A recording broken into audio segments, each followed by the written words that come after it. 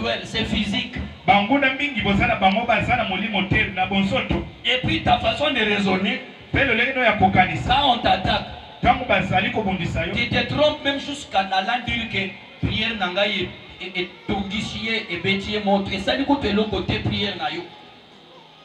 Et tongisie était spirituellement, mais tongisie physiquement.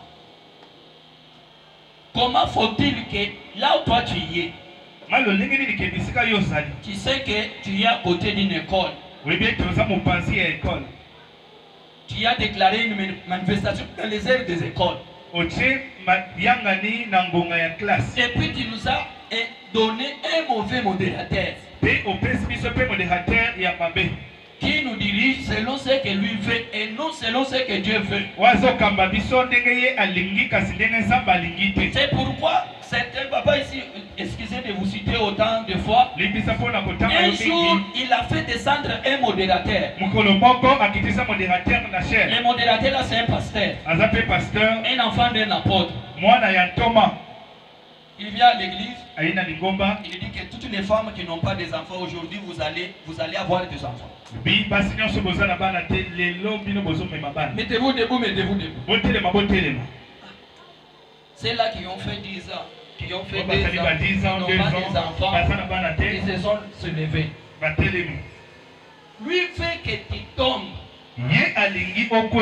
Si tu ne tombes pas, il te prend pas. Il prend les femmes d'autrui par le cuisse comme ça. On te fait monter et on te fait coucher. Papa ici était là. Il a vu on a fait comme ça une scène. Boum. Gloire au Seigneur. Tout ça.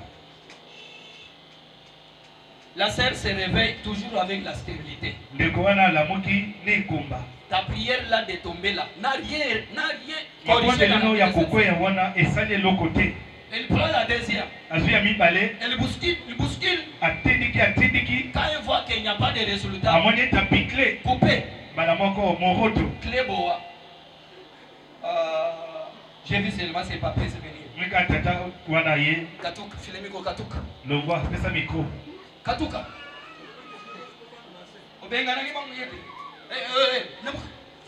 Yo, c'est quoi la moka? Surtout l'impactation nous amène dans des aventures. Surtout pifo, ils ont même besoin d'aventure. Si tu veux que ta prière impacte le monde, ce qui est dit bon de impacter mon. Si tu veux que ta prière te fait lever, si tu veux que ta prière programme ta visibilité, ce qui est dit bon de si tu veux que ta prière fasse des communiqués ou des publicités à ton nom, ce qui est dit bon de sois l'ami de Dieu en secret.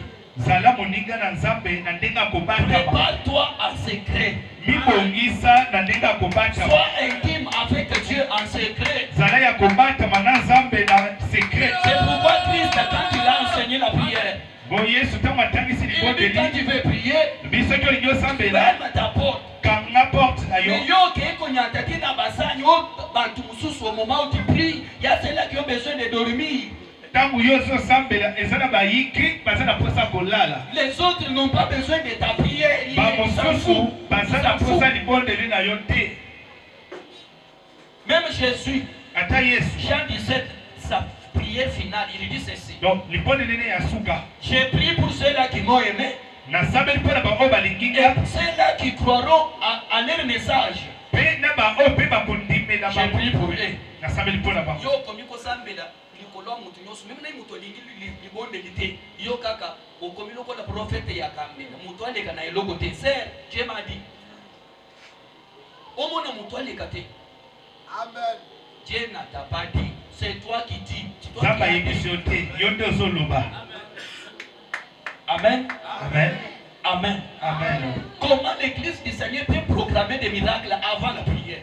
Le ciel t'appartient. Le ciel t'appartient. Oh, dans cette manifestation, amenez-moi tous les coca. Tu ne sais pas là où ils vivent. La parole de Dieu nous dit ceci. À la fin de ta prière, quitte que Père, que ta volonté soit faite. Si la résurrection n'est pas la volonté de Dieu, là il faut aller chercher un esprit au cimetière pour que le corps là revienne. Sinon le corps ne doit pas avoir la vie. Dans ce que tu veux, sache que Dieu aussi a sa vouloir. Tout ce que tu fais faire dans le domaine de prière, sache toujours qu'il y a un Dieu qui a les derniers mots. La prière n'est pas égale à la transpiration.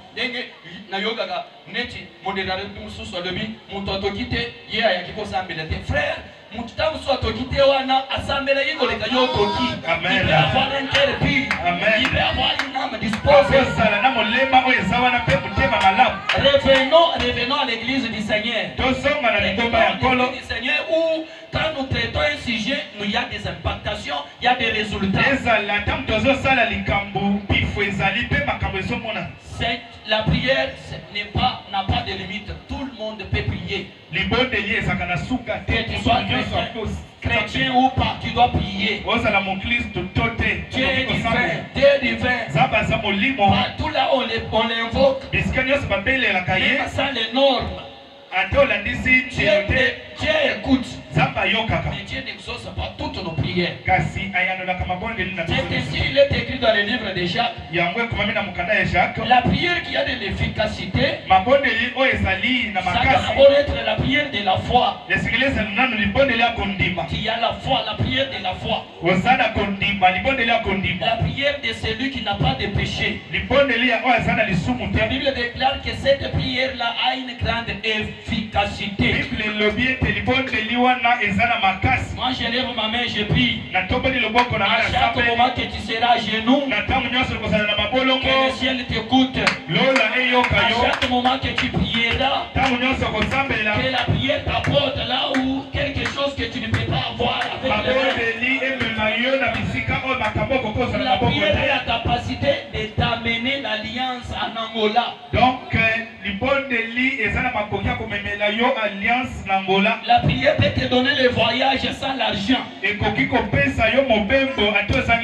La prière peut te donner une autre forme. Tu étais lancé, tu pries, tu deviens court. Tu étais noir, tu pries, tu deviens blanc. Dieu fait toutes ces choses-là, rien n'est étonnant à Dieu. Rien n'étonne Dieu, rien. Et le pouvoir qu'il a, il a la capacité de les distribuer avec vous en tant que des enfants. Restons dans la volonté de Dieu. Dieu veut quoi? J'ai fini mon message, mes frères et sœurs. Tu ne peux pas être trop grand plus que ta prière. D'abord, tu es déjà grand. Tu pries pour être comment? Les loba koyoka biso.